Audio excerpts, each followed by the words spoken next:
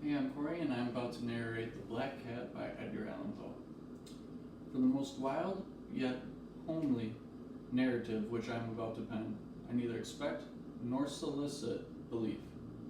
Mad indeed would I be to expect it, in a case where my very senses reject their own evidence. Yet, mad I am not, and very surely I do not dream. But tomorrow I die, and today I would unburthen my soul. My immediate purpose is to place before the world plainly, succinctly, and without comment a series of mere household events. In their consequences, these events have terrified, have tortured, have destroyed me. Yet, I will not attempt to explain them. To me, they have presented little but horror. To many, they will seem less terrible than barricades. Hereafter, perhaps, some intellect may be found which will reduce my phantasm to the commonplace. Some intellect more calm, more logical, and far less excitable than my own, which will perceive in the circumstances I will detail with awe nothing more than an ordinary succession of very natural cause and effect. From my infancy, I was noted for the docility and humanity of my disposition. My tenderness of heart was even so conspicuous as to make the jest of my companions. I was especially fond of animals and was indulged by my parents with a great variety of pets. With these I spent most of my time, and never was so happy as when feeding and caressing them. This peculiarity of character grew with my growth and in my manhood. I derived from it one of my principal sources of pleasure. To those who have cherished an affection for a faithful and sagacious dog, I need hardly be at the trouble of explaining the nature or the intensity of the gratification thus derivable.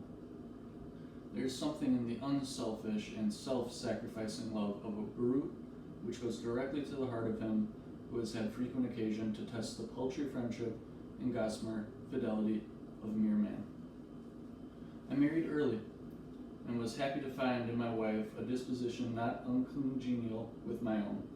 Observing my partiality for domestic pets, she lost no opportunity of procuring those of the most agreeable kind. We had birds, goldfish, a fine dog, rabbits, a small monkey, and a cat. This latter was a remarkably large and beautiful animal, entirely black, and sagacious to an astonishing degree. In speaking of his intelligence, my wife, who at heart was not a little tinctured with superstition, made frequent allusion to the ancient popular notion which regard all black cats as witches, in disguise. Not that she was ever serious upon this point, and I mention the matter at all for no better reason than that it happens just now to be remembered. Pluto. That was the cat's name. It was my favorite pet and playmate. I alone fed him, and he attended me wherever I went about the house. It was even with difficulty that I could prevent him from following me through the streets. Our friendship lasted in this manner for several days, during which my general temperament and character, through the instrumentality of the fiend intemperance, had experienced a radical alteration for the worse. I grew, day by day, more moody, more irritable, more regardless of the feelings of others. I suffered myself to use intermittent language to my wife. At length, I even offered her personal violence. My pets, of course, were made to feel the change in my disposition. I not only neglected, but ill-used them. For Pluto, however, I still retained sufficient regard to restrain me from maltreating him, as I made no scruple of maltreating the rabbits, the monkey, or even the dog, when by accident, or through affection, they came in my way. But my disease grew upon me, for what a disease is the alcohol. And at length even Pluto, who was now becoming old and constantly somewhat peevish, even Pluto began to experience the effects of my ill temper.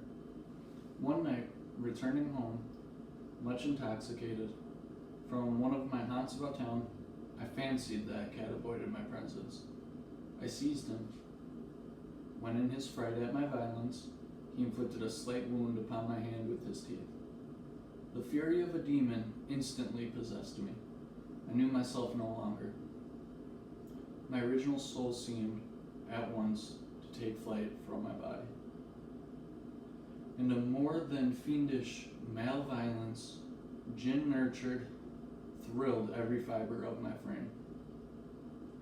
I took from my waistcoat pocket a penknife, opened it, grasped the poor beast by the throat, and deliberately cut one of its eyes from the socket.